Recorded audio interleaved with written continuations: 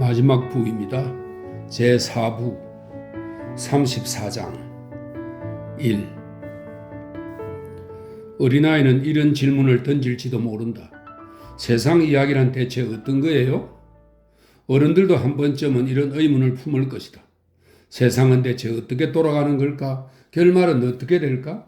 우리가 지금 살고 있는 이 세상 이야기란 어떤 것일까? 나는 이 세상에 오직 한 가지 이야기밖에 없다고 생각한다.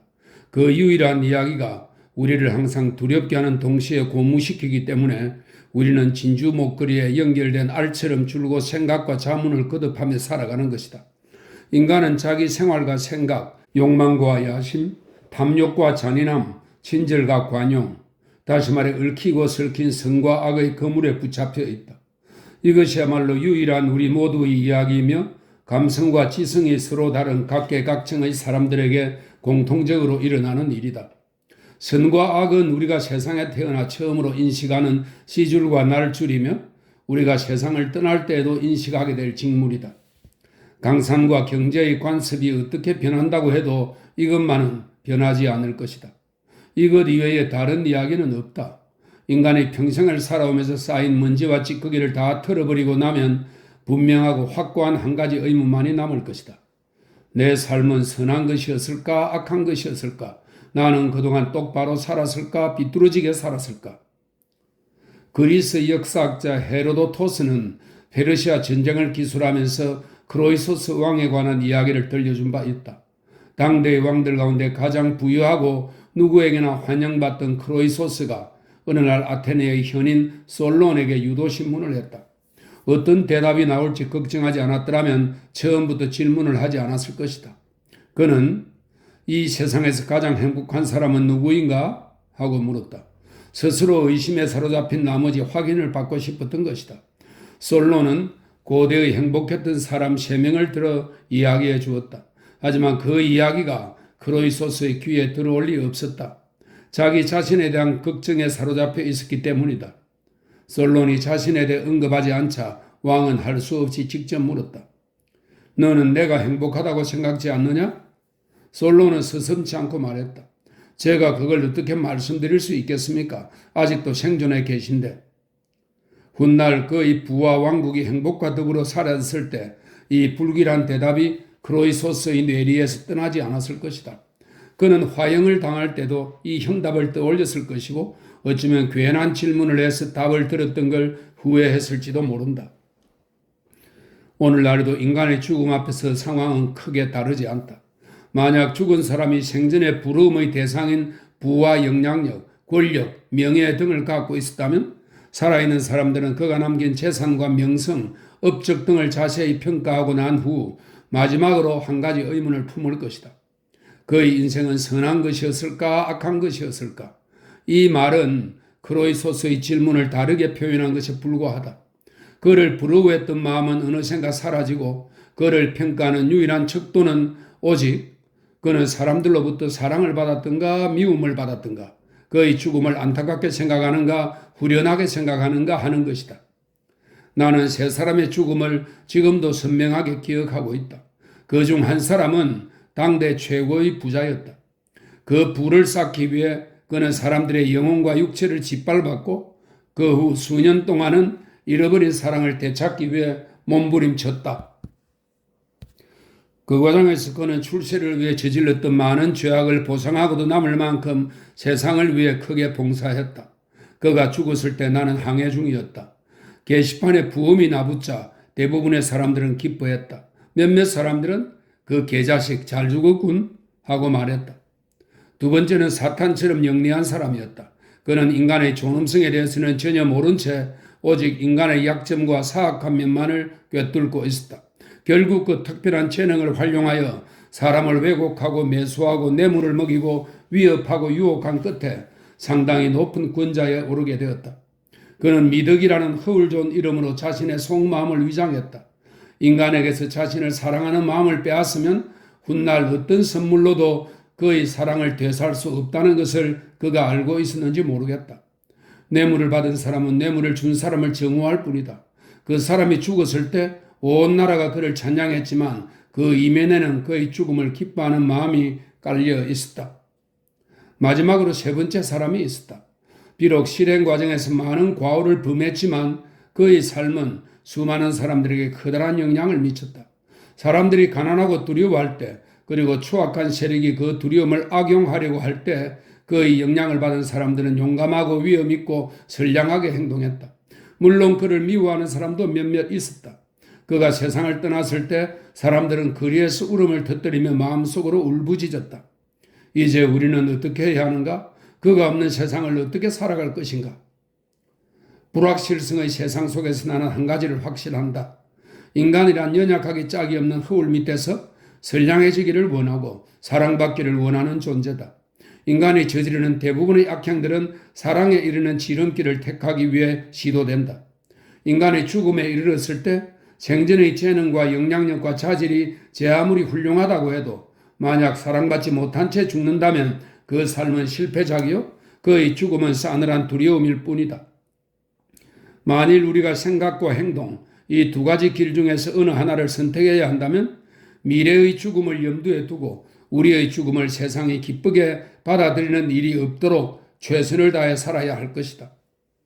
세상에는 한 가지 이야기밖에 없다. 모든 소설과 시는 우리 마음속에서 벌어지는 선악의 끊임없는 대결의 바탕을 두고 있다. 악은 끊임없이 또 다른 악을 낳지만 다시 말해 미덕은 불멸하는 것이다. 악은 항상 새롭고 싱싱한 젊은 얼굴을 하고 있지만 미덕은 이 세상 무엇보다도 숭고하고 존엄한 얼굴을 하고 있다. 제4부 35장 1. 리는 에덤과 두 소년이 살리나스로 이사가는 걸 도와주었다. 단순히 도와주었다기보다는 실질적인 일들을 모두 도맡아 했다. 그는 짐을 꾸려서 기차로 붙이거나 포드 자동차 뒷좌석에 실었다. 그리고 살리나스에 도착한 후에는 다시 짐을 풀고 에덤의 가족이 대시가 살았던 작은 집에 정착하는 모습을 지켜보았다. 리는 가족들의 편의를 도모하기 위한 일은 물론 그다지 필요하지 않은 일에서부터 나중을 대비한 일까지 모조리 해치웠다. 그러던 어느 날 밤 쌍둥이들이 잠자리에 든 뒤 그는 의례적으로 에덤의 시중을 들고 있었다. 아마도 에덤은 리의 차갑고 형식적인 태도에서 그의 의중을 짐작한 듯 했다. 에덤이 먼저 말을 꺼냈다. 좋아, 나도 이런 일이 있으리라고 예상하고 있었네. 어서 말해보게. 에덤의 말에 리는 전부터 말하려고 벌려왔던 것들을 그만 모두 잊어버리고 말았다. 지난 몇 년 동안 저는 나름대로 최선을 다해 일해왔습니다. 그러나 이젠 리는 잠시 머뭇거렸다. 그동안 상당히 오래 미루어 왔습니다만 이제는 말씀드릴 준비가 된 것 같습니다. 말씀드려도 될까요? 꼭 하고 싶은가? 아니요, 꼭 그렇지만은 않습니다. 하지만 꽤 멋진 작별 인사말이 될 텐데요. 언제 떠날 건가? 가능하면 빨리 떠날까 합니다. 곧 떠나지 않으면 마음이 흔들릴까 봐 걱정되었어요. 다른 사람을 구할 때까지 제가 기다리기를 바라십니까? 그럴 생각은 없네. 알다시피 나는 게으른 사람이야. 시간이 꽤 걸릴지도 모르지 영영 못 얻을지도 모르고. 그럼 저 내일 떠나겠습니다. 아이들이 무척 실망할걸? 어떤 반응을 보일지 모르겠군. 아무래도 아이들한테는 내가 나중에 말할 테니 자네는 몰래 떠나는 게 좋겠어. 지금껏 제가 지켜본 바로는 아이들은 항상 우리의 예상을 뒤엎지요. 리가 말했다. 과연 그 말은 사실이었다. 다음날 아침 식사 때 에덤이 말했다. 얘들아, 리 아저씨가 떠난단다. 그래요? 칼이 말했다. 오늘 밤에 농구 시합이 있는데 입장료가 10센트래요. 가도 돼요? 그러려무나? 그런데 너희들 내가 한 말을 듣기는 한 거냐? 그럼요. 아론이 말했다. 리 아저씨가 떠난다고 말씀하셨잖아요. 하지만 이번에 가면 다시 돌아오지 않을 거다. 칼이 물었다. 어디로 가는데요? 샌프란시스코로. 아, 참. 아론이 말했다. 시내 중심가에서 어떤 남자가 작은 스토프를 놓고 소시지를 구워 빵에다 끼워서 팔아요. 한 개에 5센트래요. 겨자는 달라는 대로 주고요. 리가 부엌문 앞에 서서 에덤을 향해 빙긋 웃어 보였다. 쌍둥이들이 책을 챙기자 리가 말했다. 얘들아, 잘 있으라. 안녕히 가세요. 아이들이 한 목소리로 외치고는 우당탕거리며 밖으로 나갔다.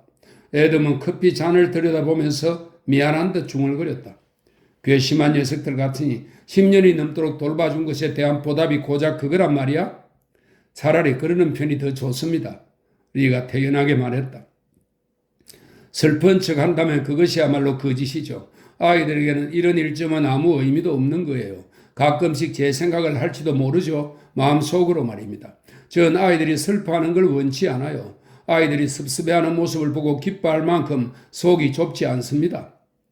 그는 애덤이 앉아있는 식탁 위에 50센트를 내려놓으며 말했다. 오늘 밤 아이들이 농구샵을 보러 갈 때 이 돈을 제가 주더라고 하면서 전해주세요. 아까 말한 핫도그나 사 먹으라고요? 제 작별 선물을 먹고 아이들이 배탈이 날지도 모르겠군요. 애덤은 리가 식당으로 들고 들어온 뚜껑 달린 바구니를 바라보았다. 그게 자네 짐 전부인가? 책 말고는 이게 전부입니다. 책들은 상자에 담아 지하실에 갖다 두었어요. 괜찮으시다면 사람을 보내든지 아니면 제가 어느 정도 자리를 잡고 난 뒤 직접 와서 가져가겠습니다. 자네가 어떻게 생각할지 모르겠지만 나는 자네를 그리워할 걸세. 정말 서점을 차릴 계획인가? 그럴 생각입니다. 가끔 소식은 전할 거지? 모르겠어요. 그건 좀 생각해 봐야 할 것 같습니다. 인연은 딱 잘라버리는 것이 제일 빨리 상처를 아물게 하는 길이라고들 하더군요. 우표 붙인 편지 따위로 연결되는 관계처럼 서글픈 것은 세상에 아마 없을 겁니다. 직접 얼굴을 보고 목소리를 듣고 손을 잡아볼 수 없을 바엔 깨끗이 떠나보내는 게 훨씬 나아요. 애덤이 식탁에서 일어섰다. 정거장까지 함께 가세. 아닙니다. 리가 날카롭게 소리쳤다. 그러실 필요 없습니다. 안녕히 계십시오. 트레스크씨. 잘 지내세요, 애덤. 리가 서둘러 집 밖으로 나갔기 때문에 애덤의 잘 가게라는 말은 그가 형광 계단을 다 내려갔을 때야 들렸다. 잊지 말고 편지하게나. 대문이 철컥 닫히는 소리와 함께 애덤의 마지막 인사가 울려 퍼졌다. 2. 그날 밤 농구 시합이 끝난 후 칼과 아론은 소시지 빵을 5개씩 먹었다. 마침 애덤이 저녁 식사 준비를 잊고 있었기 때문에 그나마 다행이었다. 쌍둥이 소년들은 집으로 돌아오는 길에 처음으로 리에 관한 이야기를 나누었다. 리 아저씨가 왜 떠난 걸까? 칼이 물었다. 전에도 떠나겠다고 말한 적이 있잖아. 우리가 없으면 아저씨가 무슨 일을 할 것 같아? 모르겠어. 하지만 틀림없이 돌아올 거야.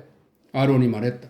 그게 무슨 말이야? 아버지 말씀으로는 그가 서점을 차린다잖아. 생각만 해도 우습지 않냐? 중국인 서점이라. 아저씨는 돌아올 거야. 아론이 중얼거렸다. 우리들이 보고 싶어서 견딜 수 없을걸? 두고 보라고. 아니, 그렇지 않아. 그가 돌아오지 않는다는데 10센트 걸겠어. 기한은 언제까지로 하고? 언제까지든 상관없어. 좋아. 그럼 난 돌아온다는데 10센트를 걸게. 아론이 말했다. 아론은 그 후 거의 한 달 동안 내기에 건 돈을 받을 수 없었다. 그러나 그로부터 엿새가 지난 후 그는 내기에서 이겼다. 리는 10시 40분 기차로 돌아와 그때까지 갖고 있던 집 열쇠로 문을 열고 들어왔다. 식당에 불을 켜둔 채 애덤이 부엌에서 프라이팬에 두껍게 눌어붙은 시꺼먼 덮개를 깡통 딱의 끝으로 긁어내고 있었다. 리가 바구니를 내려놓으며 말했다. 그런 건 하룻밤 물에 담가놓으면 쉽게 벗겨집니다. 그래? 요리할 때마다 그릇이랑 그릇은 죄다 태워 먹었어. 마당에 사탕물을 졸이다 태운 냄비를 내다 놨어. 냄새가 하도 지독해서 집안에 둘 수가 있어야지. 불에 탄 사탕무 냄새란 정말 역겹. 아니, 자네 리 아닌가? 애덤이 소리쳤다. 어떻게 된 거야? 리는 그에게서 시커먼 양철 팬을 받아 싱크대에 넣고 수돗물을 틀었다. 새 가스 스토브만 있으면 2, 3분 안에 커피를 끓일 수 있을 테지만 어쩔 수 없군요. 불을 피워야겠습니다. 하지만 스토브에 불이 안 붙던 걸? 리가 스토브의 뚜껑을 열며 물었다. 쟤는 치우셨습니까? 쟤라니? 이런 식당에 가서 기다리세요. 커피를 끓여다 드리겠습니다. 애덤은 잠자코 기다리고 있기가 힘들었지만 리가 시키는 대로 따랐다. 이었고 리가 식탁 위에 커피 2잔을 내려놓았다. 프라이팬에 끓였더니 훨씬 빠르군요. 그는 자신의 여행용 바구니 위로 허리를 굽혀 묶어둔 끈을 풀었다. 그러고는 바구니 안에서 돌로 만든 병 하나를 꺼냈다. 중국에서 만든 술입니다. 오가피주는 10년 이상 보관할 수 있죠. 그러고 보니 저 대신 다른 사람을 고용하셨는지 여쭈어 본다는 걸 잊었군요. 애둘러 말하는 건 여전하군. 에돔이 말했다. 저도 압니다. 사실대로 솔직히 털어놓고 처분을 기다리는 게 가장 좋은 방법이란 것도 알고요. 자네 펜텐을 하다 돈을 잃은 게로군. 이 펜텐은 중국 도박의 일종입니다. 자네 펜텐을 하다 돈을 잃은 게로군.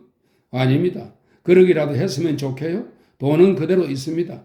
이런 젠장 빌어먹을 코르크가 부서졌네요. 아예 병 속으로 밀어 넣는 게 좋겠어요. 리는 검은빛 술을 자기 커피에 따랐다. 이렇게 마시기는 처음입니다. 향기가 좋군요.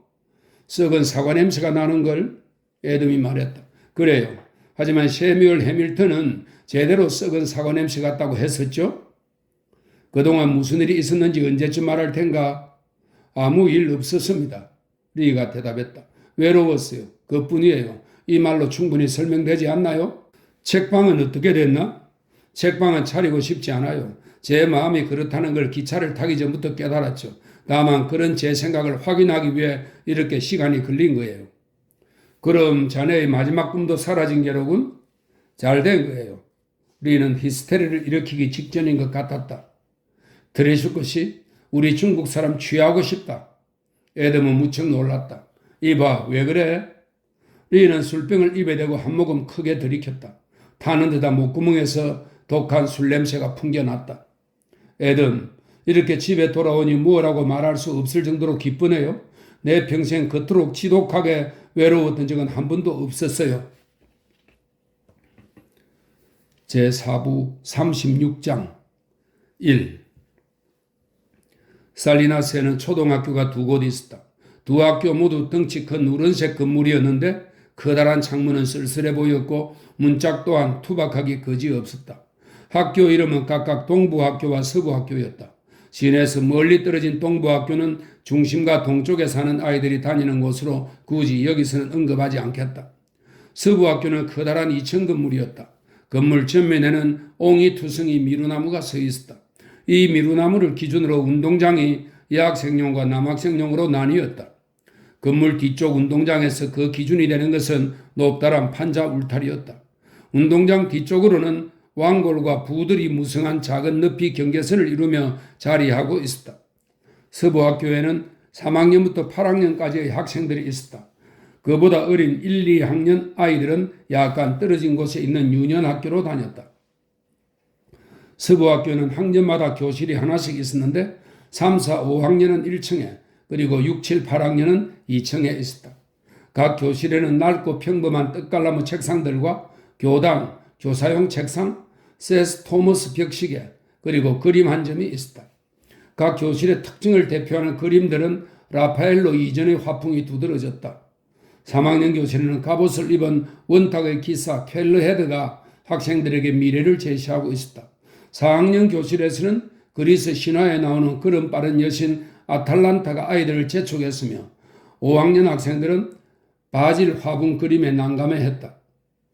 그림의 역량은 이렇게 이어져 고등학교 진학을 앞둔 8학년 학생들은 캐틀라인의 탄핵 장면을 담은 그림을 통해 시민의식을 키웠다. 칼과 아론은 나이 때문에 7학년에 배정되었고 교실에 걸린 그림이 시사하는 깊은 뜻을 모두 알게 되었다. 전신이 뱀에 칭칭 휘감긴 라오콘의 그림이었다. 이 라오콘의 그림은 트로이의 아폴로 신전 사제입니다. 여신 아테나의 노유물사 아들과 함께 바다 뱀에 감겨 죽었다고 합니다. 라오콘 설명입니다. 전신이 뱀에 칭칭 휘감긴 라오콘의 그림이었다. 교실이 한 개뿐인 시골 학교에 다녔던 두 소녀는 서부학교의 규모와 장엄함에 기가 눌렸다. 학년마다 담임교사가 따로 있는 것도 무척 인상적이었다. 소년들에게 그것은 일종의 낭비로 보였다. 하지만 모든 인간들이 그렇듯 등교 첫날 어리둥절해야 하던 그들은 이틀째에는 찬사를 보냈고 사흘째가 되자 자신들이 다른 학교에 다녔다는 사실조차 까맣게 잊어버렸다. 선생님은 살길이 까무잡잡한 미인이었다. 수업 시간에 쌍둥이 소년들은 적절하게 손을 들었다 내렸다 하여 별달리 걱정할 필요가 없었다. 칼이 잽싸게 요령을 터득하여 아론에게 알려주었던 것이다. 다른 애들이 하는 걸 좀 봐. 칼이 말했다. 답을 알면 손을 들고 모르면 책상 밑으로 기어들어가듯 바싹 움츠리잖아. 그러니 우리가 어떻게 해야 되는지 알겠지? 난 잘 모르겠는 걸 어떻게 해야 하는데?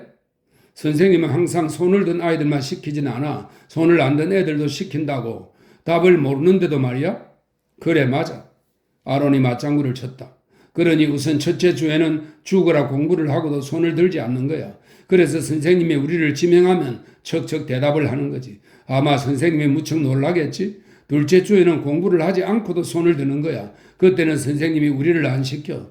셋째 주에는 그저 가만히 앉아 있는 거야. 그러면 선생님은 우리가 답을 아는지 모르는지 헷갈려 하겠지? 그러다 보면 곧 선생님은 우리를 가만히 내버려 둘 거야. 답을 아는 학생을 지적하여 시간을 낭비하려 들지 않을 테니까. 칼의 생각은 효과가 있었다. 얼마 안 가서 쌍둥이는 어느 누구의 간섭도 받지 않았을 뿐 아니라 상당히 영리하다는 평가도 받게 되었다. 사실 칼이 국내에는 요령도 일종의 시간 낭비였다. 두 소년 모두 아주 쉽게 학교 생활에 적응해 갔기 때문이다. 칼은 구슬치기를 잘해서 학교 운동장에서 백악, 유리알, 공깃돌 등 온갖 종류의 구슬들을 모조리 따모았다. 구슬치기 유행이 한물 가면 그것들을 팽이와 바꾸었다. 한때 그는 투박하고 모양 없는 소형 팽이에서부터 날씬한 몸체에 끝이 바늘처럼 뾰족해서 다소 위험하기까지 한 팽이에 이르기까지 적어도 45개가 넘는 형형색색의 팽이들을 보유하고 그것을 마치 법정 통화인 양 사용하기도 했다. 쌍둥이를 본 사람은 누구나 두 소년이 많이 다르다는 사실에 어리둥절한 듯 했다. 칼은 자라면서 피부가 까무잡잡해지고 머리색도 짙게 변했다. 그는 약삭 빠르고 빈틈이 없었지만 어딘가 비밀스러운 면이 있었다. 스스로 그렇지 않게 보이려고 시도도 해보았지만 그의 명민함은 감추어질 수 없었다. 어른들은 소년의 그런 성품을 조숙함이라고 여기고 감탄하는 동시에 조금 두려워하기도 했다. 어느 누구도 칼을 좋아하지 않았지만 모두 그를 두려워했고 두려운 만큼 그를 떠받들었다. 그에게는 진정한 친구는 없었지만 앞에서 아첨하는 몇몇 거부들이 있어서 학교 운동장에서 자연스레 냉혹한 대장 역할을 맡게 되었다. 칼이 자기 재능을 감춘 것이 사실이라면 마음의 상처 또한 드러내지 않았을 것이다. 그래서 그는 뻔뻔스럽고 감수성이라고는 찾아볼 수 없는 잔인한 사람으로 여겨졌다. 반면에 아론은 모든 사람에게 사랑을 받았다. 그는 수줍음이 많고 섬세해 보였다. 발그레하면서도 뽀얀 피부, 황금빛 머리칼, 미간이 넓은 푸른 눈동자가 주위 사람들의 시선을 잡아 끌었다. 유달리 예쁘장한 외모 탓에 처음에는 학교 운동장에서 다소 곤란을 겪기도 했지만 그를 잠시 건드려 본 아이들은 그가 겁이 없고 끈질기고 굽힐 줄 모르는 싸움꾼이라는 것을 알게 되었다. 특히 그가 울음을 터뜨릴 때는 누구도 당해낼 수 없었다. 그런 소문이 퍼지자 을에 새로 전학 온 학생들을 골려먹던 아이들도 그를 가만히 내버려 두었다. 아론은 굳이 자신의 기질을 숨기려 하지 않았다. 다만 자신의 기질과 전혀 동떨어진 외모 탓에 그것이 드러나지 않았을 뿐이다. 그는 일단 방향이 정해지면 절대로 바꾸지 않았다. 말하자면 비교적 단순하고 융통성이 거의 없었다. 그의 정신이 예민하지 않은 만큼 그의 육체 또한 고통에 둔감했다. 칼은 형에 대해 잘 알고 있었기 때문에 평정을 깨뜨림으로써 그를 조종할 수 있었다. 그러나 그것 또한 어느 정도 한계가 있었다. 칼은 언제 옆으로 비켜서야 하고 언제 도망쳐야 하는지를 잘 알고 있었다. 아론은 그와 같은 방향 전환에 다소 혼란스러워했지만 그 외에는 전혀 동로되는 법이 없었다. 그는 자기 길을 정해놓고 묵묵히 그 길을 따라갈 뿐 그 밖의 것에는 한눈을 팔거나 관심을 갖지 않았다. 그의 감정은 단순하고 무게가 있어서 좀처럼 밖으로 드러나지 않았다. 말하자면 그의 모든 것은 천사 같은 얼굴 뒤에 숨겨져 있었다. 다만 새끼 사슴이 자신의 여린 털가죽에 난 황갈색 얼룩점을 대하듯 아론 또한 그런 자신의 용모에 대해 걱정도 책임감도 느끼지 않았다. 2. 서부학교로 등교한 첫날 아론은 쉬는 시간을 애타게 기다렸다. 그는 에이브라와 이야기를 나누려고 여학생 운동장으로 갔다. 많은 소녀들이 한꺼번에 깨악깨악 소리를 질렀지만 그를 몰아낼 수는 없었다. 결국 나이 지긋한 교사가 와서 그를 남학생 운동장으로 돌려보냈다. 점심시간에도 아론은 그녀를 만날 수 없었다. 멋진 사륜마차를 타고 나타난 에이브라의 아버지가 점심을 먹이기 위해 그녀를 집으로 데려갔기 때문이다. 아론은 수업이 끝난 후 교문 밖에서 그녀를 기다렸다. 에이브라가 다른 여학생들과 어울려 밖으로 나왔다. 그녀의 표정은 침착했으며 그가 기다리고 있기를 기대하지는 않은 듯 했다. 그녀는 교내에서 가장 예쁜 소녀였지만 아론이 그 사실을 알고 있었는지는 확실치 않다. 여학생들은 구름처럼 때를 지어 걸어갔다. 아론은 서너 걸음 뒤떨어져서 그녀를 따라갔다. 에이브라의 친구들이 이따금 뒤를 돌아보며 그에게 가시도 친 핀잔을 퍼부었지만 그는 전혀 당황하지 않고 끈기 있게 따라갔다. 이었고 소녀들이 하나둘 각자의 집을 향해 흩어졌고 에이브라가 하얀 대문 앞에 이르러 안으로 들어가 버리고 나자 아론의 주위에는 3명의 소녀만이 남았다. 그들은 잠시 아론을 노려보고는 기득거리며 제각각 자기 집으로 향했다. 아론은 보도 가장자리에 걸터앉았다. 잠시 후 하얀 대문에 빗장이 올려지더니 문이 열리며 에이브라가 나타났다. 그녀는 보도를 가로질러 그에게 다가왔다. 무슨 일이니? 아론은 커다란 눈으로 그녀를 올려다 보았다. 너 다른 사람하고 약혼한 거 아니지? 그게 무슨 뚱딴지 같은 소리야? 그녀가 중얼거렸다. 소년이 힘겹게 자리에서 일어서며 말했다. 우리가 결혼하려면 한참 기다려야 할 거야? 누가 너랑 결혼하고 싶대? 아론은 대답하지 않았다. 어쩌면 소녀의 말을 듣지 못했는지도 모른다. 두 사람은 나란히 걷기 시작했다. 에이브라는 정면을 응시한 채 또박또박 걸어갔다. 그녀의 얼굴은 지혜롭고 사랑스러워 보였다. 무언가 깊은 생각에 잠긴 듯 하기도 했다. 아론은 그런 그녀의 얼굴에서 줄곧 눈을 떼지 못했다. 그의 온 정신이 단단한 밧줄로 그녀의 얼굴에 묶여 있는 듯 했다. 두 사람은 아무 말 없이 유년 학교까지 걸어갔다. 거기서부터는 도로 포장이 안 되어 있었다. 에이브라는 오른쪽으로 돌아 여름한철 풀을 베고 난 들판 사이로 걸어 들어갔다. 검은 흙덩이가 그들의 발밑에서 부스러졌다. 들판의 끝에는 조그만 양숙이 흙간에 있고 그 옆에 버드나무 한 그루가 서 있었다. 양숙에서 흘러나온 물을 흠뻑 빨아들여서인지 버드나무는 무성하게 자라 가지가 땅바닥까지 길게 늘어져 있었다. 에이브라가 커튼처럼 드리워진 가지를 젖히고 안으로 들어갔다.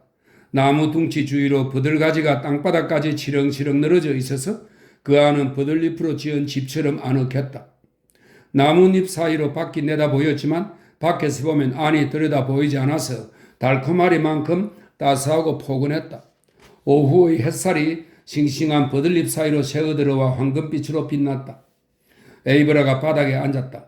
마치 바람에 실려 살포시 내려앉은 듯 그녀 주위로 스커트 자락이 물결치듯 펼쳐졌다. 아론도 그의 곁에 앉았다. 우리가 결혼하려면 꽤 오래 기다려야 할 거야? 그가 같은 말을 되풀이했다. 아니, 그리 오래는 아닐 거야. 에이브라가 말했다. 지금 했으면 좋겠는데. 그리 오래 걸리지 않을 거래도? 아론이 물었다. 너희 아버지가 우리 결혼을 승낙해 주실까? 그것은 에이브라에게 뜻밖의 질문이었다. 그녀는 몸을 돌려 아론을 바라보았다. 아버지한테는 말씀드리지 않으면 되지 뭐. 그럼 너희 어머니는? 공연히 부모님께 걱정 끼쳐드리지 말자. 에이브라가 말했다. 엄마 아빠는 우리 결혼을 엉뚱하거나 못된 짓으로 여기실 거야. 그런데 너 비밀 지킬 수 있어? 물론이지. 나는 누구보다 비밀을 잘 지킬 수 있어. 이미 몇 가지 비밀을 갖고 있기도 하고. 그럼 그 비밀들 가운데 이것도 포함시키면 되겠네. 아론은 작은 나뭇가지 하나를 집어 시커먼 땅바닥 위에 검을 그었다. 에이브라, 아기가 어떻게 생기는지 알아? 알아. 그녀가 대답했다. 그러는 넌 누구한테 들었는데? 리 아저씨한테. 아주 자세히 설명해 줬어. 우리는 앞으로 한참 동안 아기를 가질 수 없을 거야. 에이브라는 다 알고 있다는 듯 입가를 삐죽거렸다. 그다지 한참은 아닐 거야. 우리도 언젠가는 집을 갖게 되겠지? 아론이 생각에 잠겨 말했다. 집에 들어가서 문을 걸어 잠그면 기분이 아주 근사할 거야. 하지만 그것도 한참 기다려야 가능한 일이겠지? 에이브라가 손을 뻗어 아론의 팔을 잡았다. 시간에 대해서는 걱정하지 마. 여기도 집이나 다름없어. 기다리는 동안 이곳을 집으로 삼으면 되잖아. 너는 내 남편이 될 테니까 나를 여보라고 불러도 돼. 아론은 속으로 몇 차례 중얼거린 끝에 마침내 입 밖으로 소리내어 외쳤다. 여보. 그래, 그런 식으로 연습하는 거야. 에이브라의 손에 닿은 아론의 팔이 가볍게 떨고 있었다. 그녀는 그의 팔을 잡아 끌어 손바닥을 위로 향하게 한 채 자신의 무릎 위에 올려놓았다. 그렇다면 연습 삼아 다른 것도 해보면 어떨까? 뭘? 너는 싫어할지도 몰라. 뭔데 그래? 너가 내 엄마 노릇을 하는 거야. 그거야 쉽지. 싫어? 아니 좋아. 지금부터 시작하고 싶니? 그런데 어떻게 하면 되지? 내가 가르쳐 줄게. 에이브라가 달래는 목소리로 말했다. 아가야 이리 온. 엄마 무릎을 베고 누우렴. 어서 엄마가 안아줄게. 그녀가 아론의 머리를 끌어다 무릎에 눕히자 소년의 눈에서 느닷없이 눈물이 쏟아졌다. 눈물은 그칠 줄 몰랐다. 그는 조용히 울었다. 에이브라가 그의 뺨을 어루만지며 흐르는 눈물을 서끝의 자락으로 닦아주었다. 해가 살리나스 강 너머로 기울자 새 한 마리가 황금빛으로 물든 들녘의 그루터기에서 아름답게 지저귀기 시작했다. 버드나무 가지 밑은 이 세상 그 어느 곳보다 아름다웠다. 아론이 천천히 울음을 그쳤다. 실컷 울고 나니 한결 후련하고 포근한 기분이었다. 우리 아가 착하기도 하지? 에이브라가 말했다. 엄마가 머리를 빗겨줄게. 그러자 아론이 벌떡 일어나 앉으며 화난 듯한 목소리로 말했다. 난 화가 났을 때를 제외하고는 거의 울지 않아. 그런데 아까는 왜 눈물이 난 걸까? 에이브라가 물었다. 넌 엄마를 기억하니? 아니, 기억 못해. 내가 아주 어렸을 때 돌아가셨거든? 어떻게 생겼는지도 몰라? 몰라. 사진이라도 봤을 거 아니야? 못 봤다니까? 사진이 있어야 보지. 리 아저씨한테 물어봤는데 사진 따윈 하나도 없대. 아니, 내가 직접 알아본 건 아니고 칼이 아저씨한테 물어봤어. 언제 돌아가셨는데? 칼과 나를 낳고 바로. 이름이 뭐였는데? 리 아저씨 말로는 캐시였대. 그런데 왜 그런 걸 꼬치꼬치 묻지? 에이브라가 차분하게 말을 이었다. 색깔은? 뭐라고? 머리색이 옅으냐 짙으냐 말이야. 몰라. 너희 아버지가 말씀 안 해주셨어? 물어본 적도 없는데. 에이브라는 말이 없었다. 잠시 후 아론이 물었다. 왜 그래? 왜 아무 말도 안 하는 거야? 에이브라는 지는 해를 바라보고 있었다. 아론이 초조한 듯 물었다. 나한테 화났어? 그는 장난삼아 덧붙였다. 여보, 아니 화 안 났어. 그냥 생각 중이야. 무슨 생각? 그냥 생각. 에이브라는 굳은 얼굴로 무언가를 골똘히 생각하는 듯 했다. 마침내 그녀가 입을 열었다. 엄마가 없다는 건 어떤 기분일까? 모르겠어. 그저 그런 거지 뭐. 넌 아마 엄마가 있고 없고의 차이점조차 모를 테지. 그럴지도 몰라. 그러니 너가 말해줘. 지금 넌 마치 벌러튼지에 나오는 수수께끼 같아? 에이브라가 침착한 목소리로 물었다. 너도 엄마가 있었으면 좋겠니? 그걸 말이라고 해? 당연하지. 누구나 다 마찬가지야. 너 나를 약 올리려고 그러는 건 아니지? 칼은 가끔씩 나를 바짝 약 오르게 해놓고 킬킬거린다니까? 에이브라는 지는 해를 바라보다가 눈길을 돌렸다. 햇빛 때문에 자줏빛 반점이 어렁거려 앞이 잘 보이지 않았다. 너 아까 비밀을 잘 지킬 수 있다고 그랬지? 너 독약을 먹이고 목에 칼을 들이댔는데도 그 비밀 지킬 수 있어? 물론이야. 에이브라가 부드럽게 말했다. 그럼 내게 말해봐 아론. 그녀는 그 이름을 유난히 달콤하게 불렀다. 뭘 말하라는 거야? 너의 마음속 깊이 꽁꽁 감추고 있는 비밀을 말해보란 말이야. 아론은 멈칫하며 그녀에게서 물러섰다. 싫어. 너가 무슨 권리로 나한테 그걸 요구하는 거야? 난 누구한테도 말하지 않을 거야.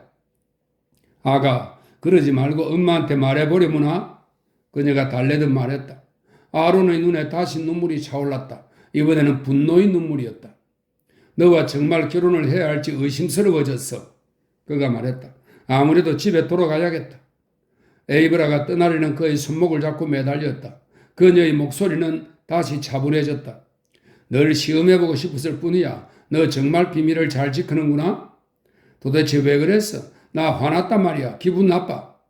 너한테 비밀 얘기를 해주려고 해. 채. 그가 빈정거리는 투로 말했다. 정작 비밀을 지키지 못하는 게 누군지 모르겠군. 이 얘기를 해야 할지 말아야 할지 고민 많이 했어. 하지만 너를 위한 일일지도 모른다는 생각이 들어서 말하려는 거야? 너가 좋아할지도 몰라. 누가 얘기하지 말라고 그랬는데? 아무도 그런 말을 한 적은 없어. 그저 나 혼자 고민했을 뿐이야. 그렇다면 상관없겠군. 대체 그 비밀이 뭐야?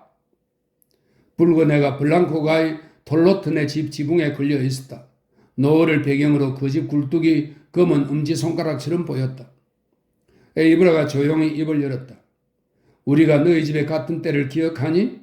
물론이지. 마차 안에서 나는 잠이 들었었다. 그러나 어느 순간 잠에서 깨었는데 우리 엄마 아빠는 내가 깬 줄을 모르셨나 봐. 두 분이 말씀하시는 걸 들었는데 너희 엄마는 죽지 않았대. 어디론가 도망갔다나 봐. 확실히는 모르지만 무언가 안 좋은 일이 생겨서 도망쳐버린 거래. 아론이 목이 메는 듯 쉰 목소리로 중얼거렸다. 엄마는 돌아가셨어. 돌아가시지 않았다면 더 좋지 않아? 분명히 돌아가셨다고 아버지가 그랬단 말이야. 우리 아버지 거짓말쟁이가 아니야. 돌아가셨다고 생각하는 건지도 모르지.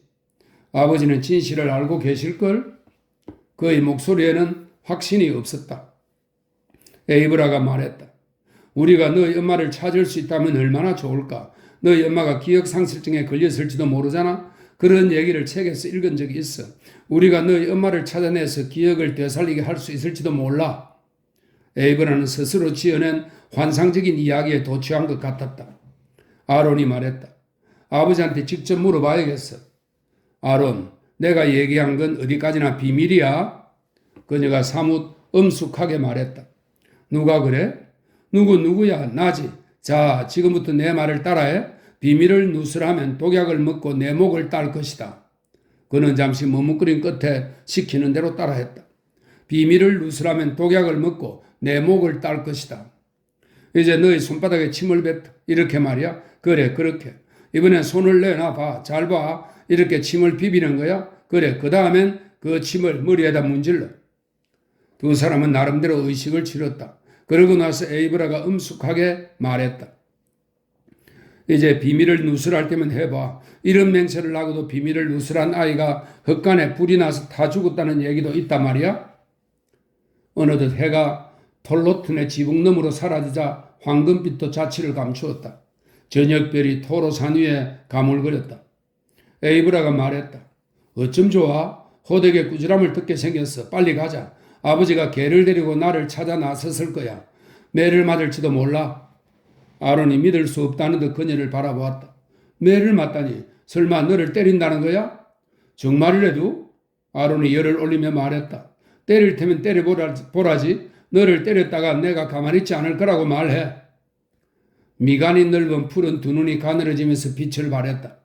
누구도 내 아내를 건드릴 수는 없어. 버드나무 밑의 어스름 속에서 에이브라가 그의 목에 두 팔을 감았다. 그러고는 그는 벌어진 입에 키스를 했다. 사랑해요 여보. 그녀는 스커트 자락을 무릎 위로 치켜들고는 쏜살같이 집으로 달려갔다. 레이스를 단 하얀 속바지가 보였다. 3. 아론은 버드나무로 되돌아가서 둥치에 등을 기댄 채 주저앉았다. 기분이 찜찜하고 왠지 배도 슬슬 아파왔다. 그는 통증을 누그러뜨리기 위해 마음을 가라앉히고 생각을 정리해보려 했었다. 하지만 그마저 쉽지 않았다. 천천히 생각해보아도 갖가지 생각들과 감정들이 한꺼번에 밀려와 쉽게 정리되지 않았다. 마음의 문은 육체적 고통만을 받아들인 채 꽉 닫혀 있었다. 한참 후에야 문이 조금씩 열리면서 한 번에 한 가지씩 차례로 빨아들여 마침내 모든 것들을 흡수시켰다. 닫힌 마음 밖에서 거대한 무언가가 들어오겠다고 아우성쳤지만 아론은 마지막 순간까지 그것을 거부했다. 그는 먼저 에이브라를 들어오게 했다. 그녀의 옷과 얼굴, 뺨에 닿던 손의 감촉, 우유 냄새 같기도 하고 갓 베어낸 풀 냄새 같기도 한 그녀의 채취를 더듬어 보았다. 아론은 그녀를 처음부터 다시 보고 듣고 느끼고 향내를 맡았다. 손과 손톱을 포함한 그녀의 모든 것이 얼마나 청결했던가. 그녀가 학교 운동장에서 낄낄대는 여느 소녀들과 얼마나 차별되고 솔직한가를 그는 새삼 깨달았다. 이어서 그는 차례로 그녀가 머리를 끼안았던 일과 자신이 아기처럼 울던 일을 생각했다. 그것은 무언가를 애타게 원하고 그리워하다가 마침내 그것을 손에 넣은 듯한 느낌에서 터져나온 눈물이었다. 어쩌면 실제로 그는 그 무언가를 얻어서 눈물을 흘린 것인지도 몰랐다. 다음으로 그는 에이브라가 자신을 시험해보던 일을 생각했다. 만일 내가 비밀을 털어놓았다면 그녀는 어떤 반응을 보였을까? 그 비밀은 어떤 것이었을까?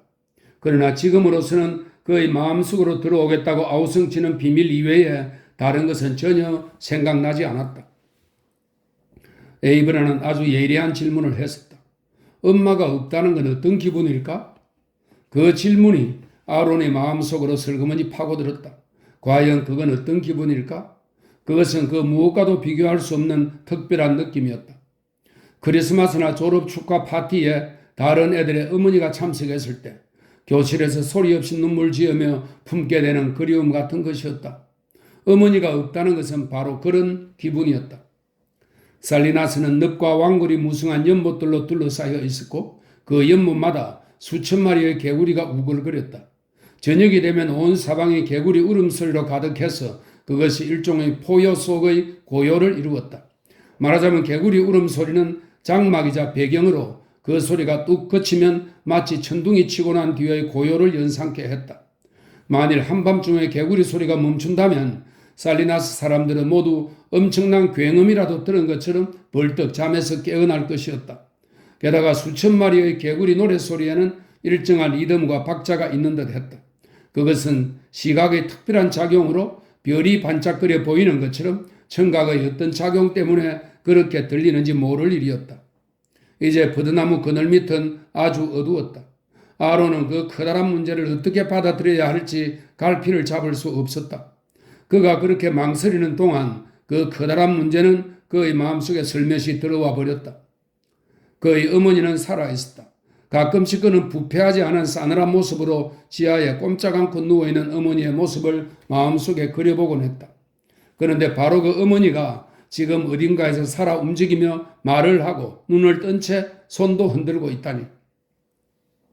홍수처럼 밀려오는 기쁨의 한가운데서 한 가닥 슬픔이 그를 짓눌렀다. 그것은 무시무시한 상실감이었다. 아론은 어리둥절했다. 그는 희부형 구름 같은 슬픔을 가만히 들여다보았다. 어머니가 살아있다면 아버지는 거짓말쟁이일 터였다. 한 사람이 살아있다면 다른 한 사람은 죽어있는 것이다. 아론은 나무 밑에서 크게 소리쳤다. 우리 엄마는 돌아가셨어. 동쪽 땅 어디엔가 묻혀 있단 말이야.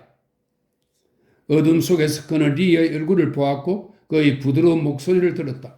리는 빈틈이 없었다. 그는 숭배에 가까우리만큼 진실을 중요시했고 당연히 그 반대인 거짓에 대해서는 혐오감을 느꼈다. 그는 그러한 신념을 쌍둥이에게도 철저히 가르쳤다. 진실이 아닌 것이 있는데도 그것을 모른다면 잘못이라는 것이었다. 또한 진실을 알고도 그것을 진실이 아닌 것처럼 바꾸어 놓는다면 그렇게 만든 사람과 그 진실 둘 다가 혐오의 대상이 된다고 했다. 리의 목소리가 말했다. 좋은 뜻에서 거짓말을 할 때가 종종 있지. 하지만 난 그것이 좋은 결과를 낳으리라고 생각지 않아. 진실의 고통은 곧 사라지지만 서서히 썩어들어가는 거짓의 고뇌는 결코 사라지지 않으니까. 일종의 고질적인 아픔이라고 할 수 있지. 리는 인내심을 가지고 서서히 애덤을 진실의 화신으로 바꾸어 놓는데 성공한 터였다. 어둠 속에서 아론은 도저히 믿을 수 없는 사실에 거칠게 도리지를 쳤다. 아버지가 거짓말쟁이라면 리 아저씨도 거짓말쟁이야. 그는 어찌할 바를 몰랐다.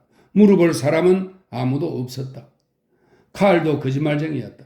그러나 리의 신념에 의해 그는 영리한 거짓말쟁이가 되었다. 아론은 무언가가 반드시 죽어야 한다고 느꼈다. 그것이 어머니이든 자신의 세계이든. 문득 해결책이 떠올랐다. 에이브라는 거짓말을 하지 않았다. 그녀는 들은 이야기를 했을 뿐이고 그녀의 부모님도 그런 소문을 들었을 뿐이다. 아론은 벌떡 일어서서 어머니를 죽음의 세계로 다시 밀어넣고는 마음의 문을 굳게 닫았다. 아론은 저녁 식사에 늦었다. 에이브라와 함께 있었어요. 그가 말했다. 저녁 식사 후 애덤은 새로 사온 안락의자에 앉아서 살리나스 인덱스지를 읽고 있었다. 누군가 자신의 어깨를 툭 치는 느낌에 그가 고개를 들었다. 무슨 일이냐? 그가 물었다. 안녕히 주무세요, 아버지. 아론이 말했다.